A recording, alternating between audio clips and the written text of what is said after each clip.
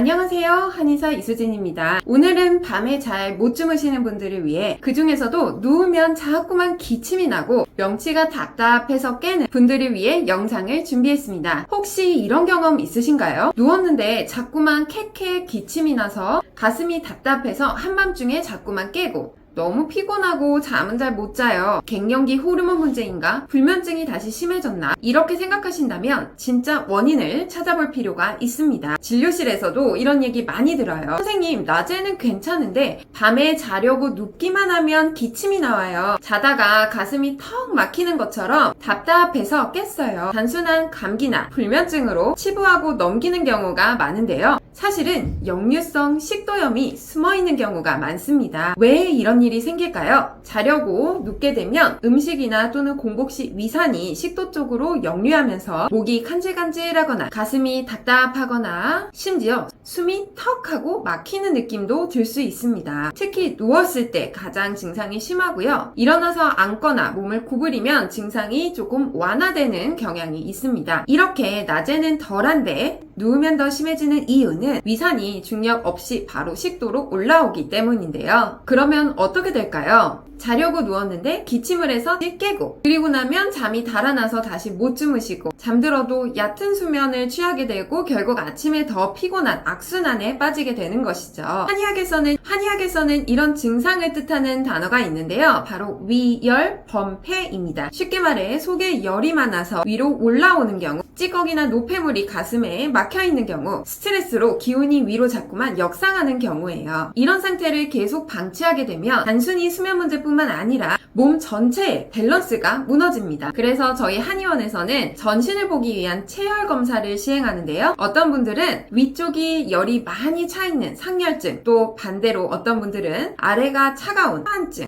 증상은 같아도 원인과 그에 대한 치료법이 완전히 달라야 합니다. 이렇게 체질과 체열 분포까지 고려해서 정확하게 맞춤 처방이 들어가는데요. 소양인 체질은 열이 많은 항열형에 해당되는 경우가 많고, 황련이나 시오, 치자와 같이 자율신경계를 조절하면서 위열을 내려주는 약제를 사용하고, 소음인의 경우는 기운이 부족한 하한형인 경우가 많아 건강이나 부자 또는 백주를 사용해서 위장의 운동성을 높여주는 치료가 들어갑니다. 태음인의 경우는 소화흡수력은 좋지만 몸에 담음이라는 노폐물이 쌓이기가 쉽기 때문에 전신의 순환력을 높여주는 치료가 중점적으로 들어가게 됩니다. 다 똑같은 약 쓰지 않습니다. 사람마다 원인이 다 다르니까요. 자, 그렇다면 오늘부터 당장 할 수 있는 지압 포인트 4군데 알려드릴게요. 집중해주세요. 첫 번째, 내관혈입니다. 손목 안쪽에 두 힘줄 사이에 위치한 곳이고요. 기침이나 두근거림, 가슴이 불편할 때 꾹 눌러주세요. 두 번째, 중안혈입니다. 명치와 배꼽 사이에 정중앙에 위치한 혈자리로 속이 더부룩하거나 트림이 자꾸만 나와서 불편할 때 눌러주세요. 세 번째, 합곡혈입니다. 엄지와 검지 사이 오목한 곳에 위치하고 있고, 밤 늦게 음식을 먹어서 잠이 잘 안 올 때 소화가 잘 되게끔 하는 혈자리입니다. 마지막으로 단중혈은 가슴 중앙, 양 유두의 사이에 위치한 혈자리인데요. 가슴이 답답하고 숨이 얕게 쉬어질 때, 눌렀을 때 유난히 아픈 부분이나 살짝 튀어나온 부분을 잘 지압해 주시다 보면 한숨이 나오면서 속이 가라앉는 느낌 나실 거예요. 저희는 불면증을 단순히 잠 못 자는 병 이렇게 치부하지 않습니다.